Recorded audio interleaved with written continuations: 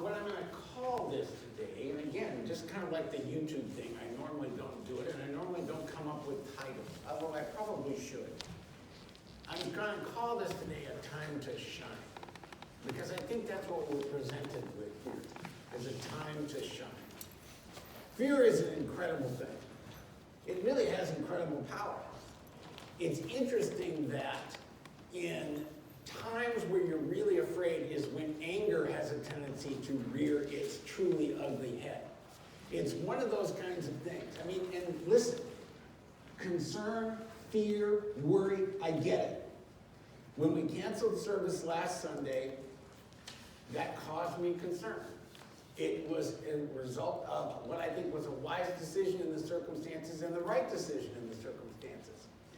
But on Monday night, when I got the call from the Redmond Care Center, where my mother is, and was told by them that while my mother was fine, 2 of their residents had been discharged to the hospital and tested positive for coronavirus, I will have to tell you that in that moment, with that startled situation, fear gripped me.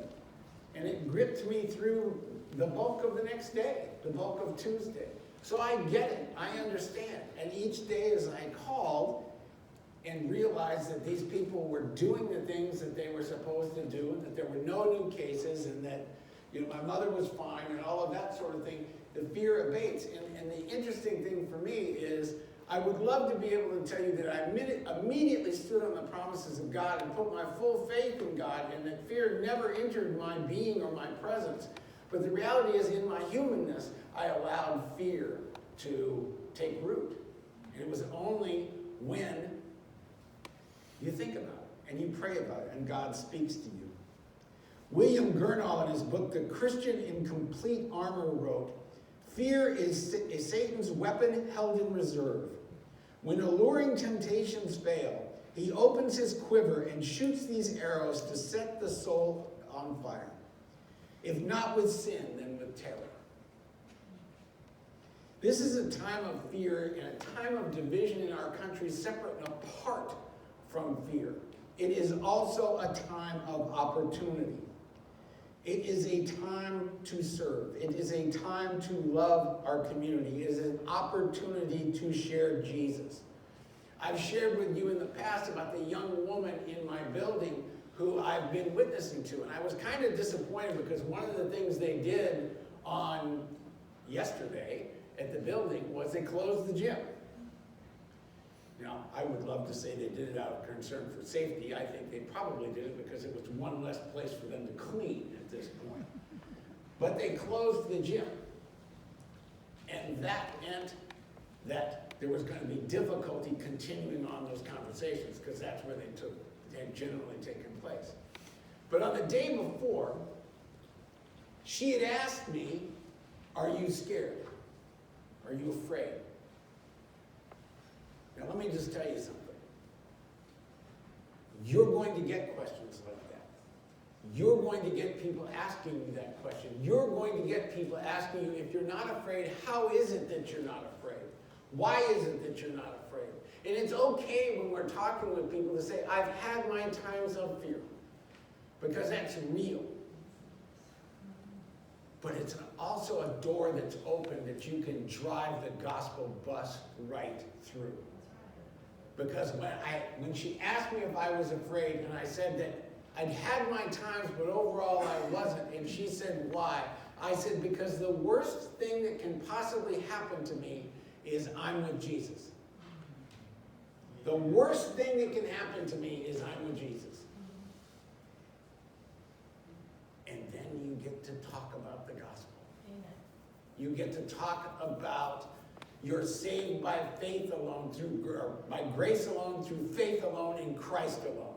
And it's not by works, and it's not by being a good person, and it's not like by doing a lot of the right stuff. You're saved by grace alone, through faith alone, in Christ alone, and it is his free gift. And this is a time when people are looking for assurances like that. Look, this is 9/11. If you all remember 9/11 as I do, and I'm sure you do, that was a time when people panicked, and they panicked about their stuff more than anything else. It really wasn't a health issue as much as it was a stuff issue. The world is coming to an end. We're going to lose everything. It's going to go nuclear winter on us here.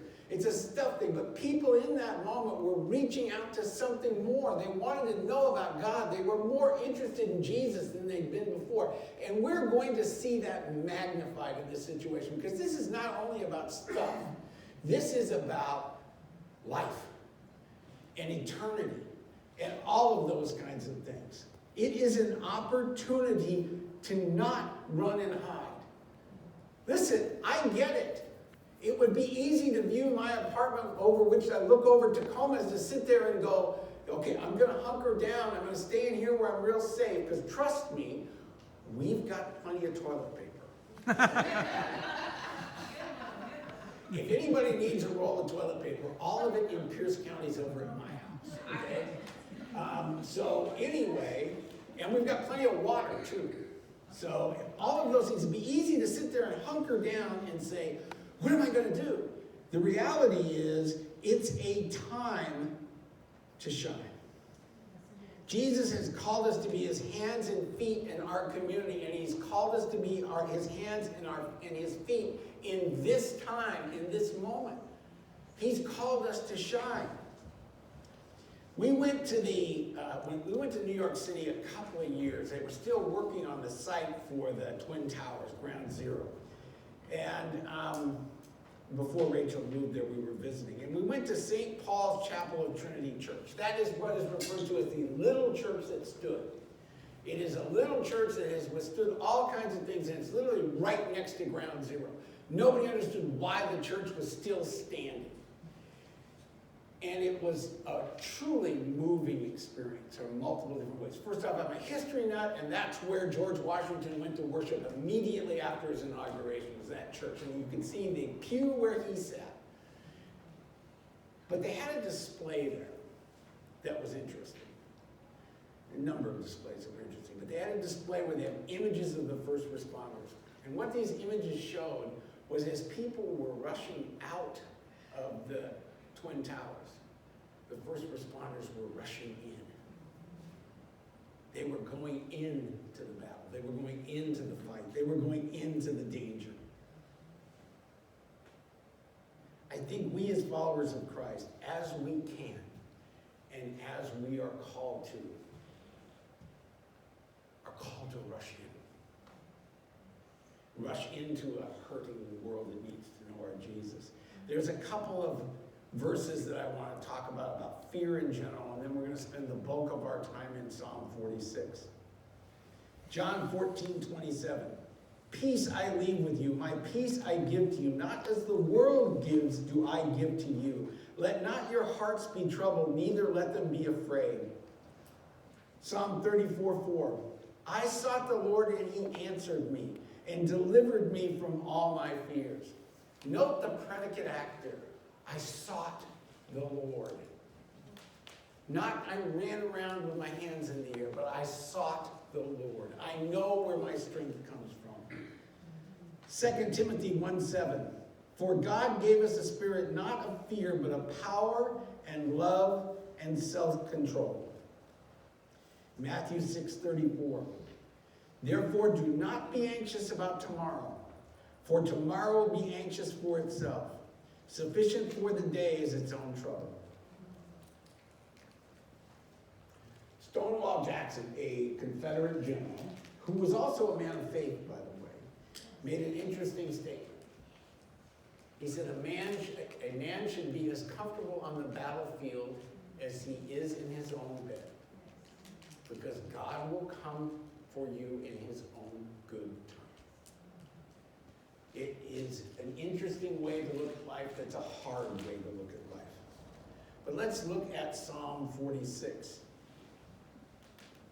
A psalm is entitled in my version of the Bible, God is our fortress.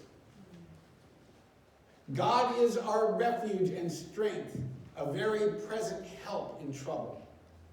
Therefore we will not fear, though the earth gives way, though the mountains be moved into the heart of the sea, though its waters roar and foam, though the mountains tremble at its swelling.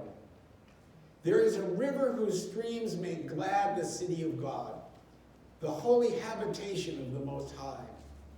God is in the midst of her. She shall not be moved. God will help her when morning dawns. The nations rage, the kingdoms totter. He utters his voice, the earth melts. The Lord of hosts is with us. The God of Jacob is our fortress. Do you see the constant reference to we have to be holding on to the fact that God is with us. God is our fortress. It's not that we're good enough and smart enough and we know exactly what to do, because we don't. Our fortress is God. Verse 8, come, behold the works of the Lord, how he has brought desolations on the earth. He makes wars cease to the end of the earth. He breaks the bow and shatters the spear. He burns the chariots with fire. And now this, verse 10, is a verse that I want you to hold on to and rely on and lean on. Be still and know that I am God. I will be exalted among the nations. I will be exalted in the earth. The Lord of hosts is with us. The God of Jacob is our fortress. Be still. Be still and lean into him. Lean into our Lord. Lean into the God of Jacob. Lean into God, who is our fortress, who is our deliverer, who is our rescuer, who is our source, who is our supply, who is all of everything that they could possibly be. That's what it's all about. There's another question that we have to ask ourselves. With all that's going on, how should we respond? What should our response to the world be? And I will suggest to you it should not be the response that the world is seeing from others or expecting from us. Joshua 1:9. This is the verse that I am holding on to. Have I not commanded you? Be strong and courageous. Do not be frightened and do not be dismayed. For the Lord your God is with you wherever you go. This is a time where doors are going to open like they've never opened before. And if our response is to be there, ready, willing, and able to walk with people in our world who desperately need to know our Jesus in a time where they are most likely to want to hear about assurance from on high, then we will shine. It's a time for action. I'll tell you, there's a lot of things going through my mind, and I use these as examples only because they're not decisions, they're not plans, they're not things that are written in stone, but they're things that are on my mind. Is this a time where we say Camp Hope is canceled for all future, for the foreseeable future? Or do we say, when we have good sound advice and we have good things that are going on, is this a time to reach out and say, now's the opportunity to reach out to younger people in our community who can volunteer? Because I don't want to expose a sensitive group of people in and of itself to potential danger. But is this the time? We've been talking for months about how we need to have younger people involved with Camp Hope. Do we now have kids at Lincoln High School who are off school, who don't have anything to do, who know Jesus, who are willing to come in here and volunteer at Camp Hope and maybe going on? Is this an opportunity to extend our reach out into the community in one form or another? Is this an opportunity to reach people like we've never reached them before? Showing them the love of Jesus? I don't know. I think it is. And I think that's what the way God is leading me personally. I'm not saying that's the case for everybody. But as I said in the email I sent out, I'm going to be more active in this community than I've ever been. And I've been active in this community, but I'm going to be more active than I've ever been. And I'm gonna do it with at times trepidation. I know that. I'm a big enough boy to admit that there's going to be times when I might be afraid, and I might worry, and I might doubt. But I'm going to do it knowing that the God of angel armies is on my side.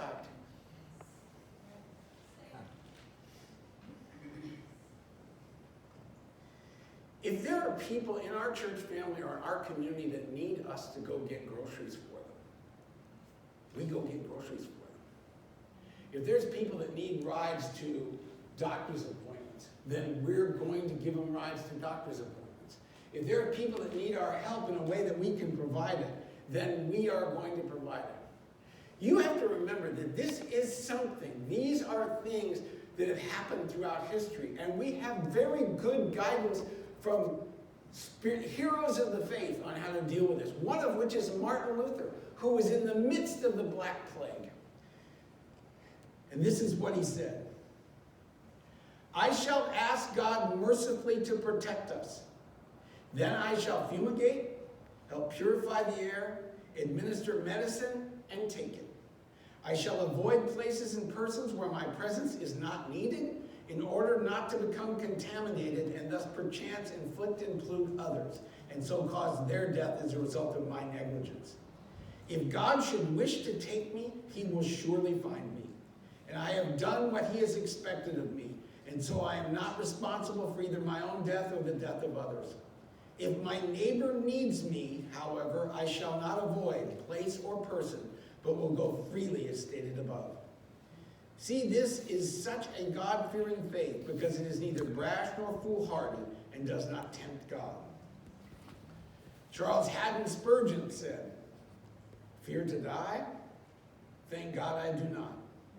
The cholera may come again next summer. Pray it may not. But if it does, it matters not to me. I will toil and I will visit the sick by night and by day until I drop.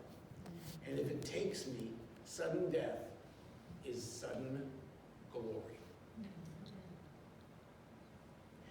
I believe that when this is all said and done, the church may look different.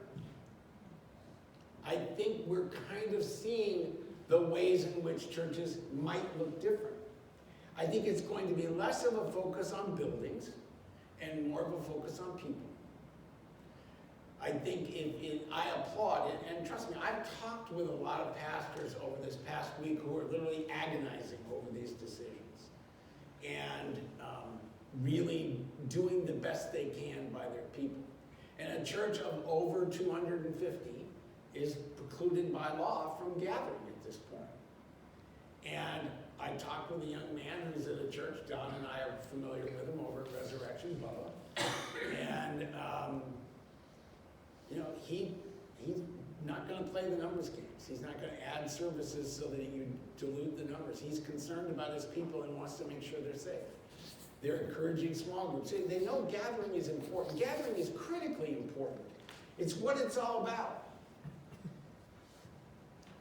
The focus has to be on people. It may be that nothing changes. It may be that this is all over with in a couple of months. I don't think it will be. But it may be. God's in control, not me. My opinions are not what matters. It's God's. It's not what I think or what I want or how I think things are going to go. Look, I'm still calling Tracy every morning, and he's still sending me videos and giving me information and calming me down. I mean, I get it. We're still going to have these things. We're still going to be, I think we're going to be dealing with this for a while. I don't think it's going to get terrible. But I think we're going to be dealing with it. And one of the things that we're really going to be dealing with is fear and our reaction to it. And not having the information we need to make the best of decisions. So we make decisions out of fear and panic. And you know what? If for a time that happens, that's okay. We just turn to God, rely on God, focus on God, look for God's guidance, ask God to calm us when the waters are stormy. Look, the business world is in the same mess out there. People are losing their minds. I mean, I used to be involved in business restructurings and turnarounds. I've had, the phone has rang several times from people that I know in various agencies. Not saying we need you now, but be ready, because these people are going berserk. You need to have a captain of the ship that's calm in that moment. And we have the opportunity to be on the deck of a ship in a storm and remain calm and rely on God and show people how we rely on God. The church that flourishes in this time, I think is going to look a lot like the churches we're talking about in the book of Acts. And it's interesting. There's several things that I have come to the conclusion that those around me that love me and care about me were right about all along. One of which is I should have rested more in the past year and worked less. Because if I'd done that, I would be more rested in this time than I am right now. Okay, water under the bridge, as I like to say, whenever I've made a mistake and don't want to talk about it anymore. It's water under the bridge. I can't do anything about that now. Well, maybe you can do it going forward. Okay. The second thing is, it was interesting to me that the Lord led me into a series on the book of Acts.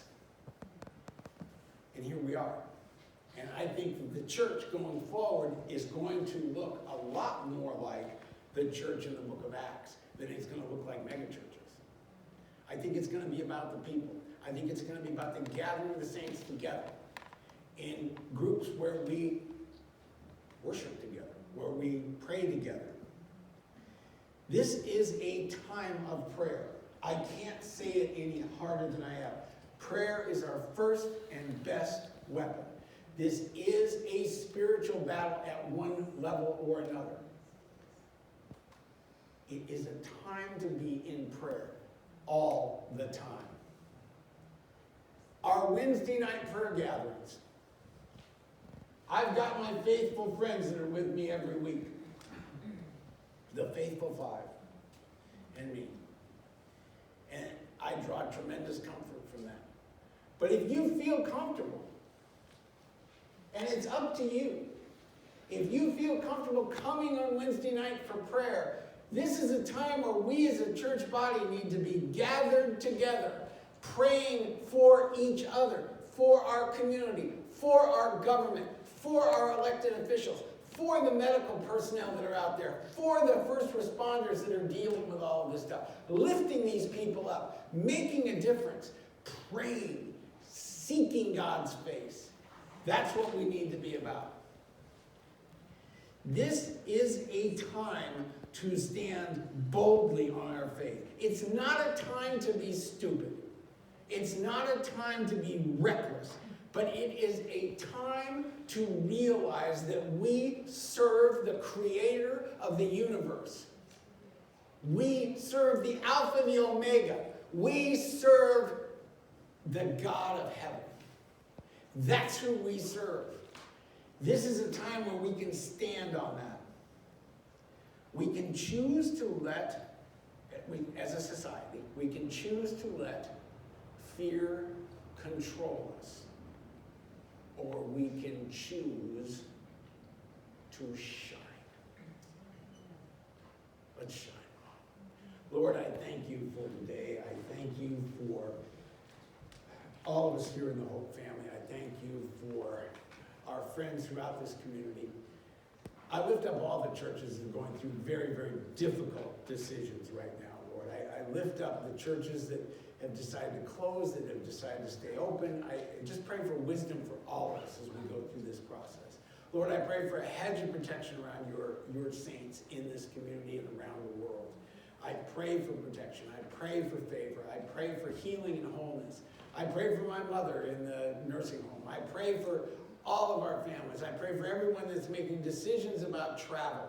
I pray for all of it. And I praise you, Lord. I praise you for who you are. And Lord, give us the wisdom and help us to be about your business.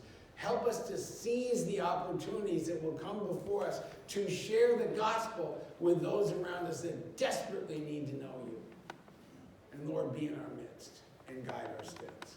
And I just pray these things in your name, Lord Jesus. Amen.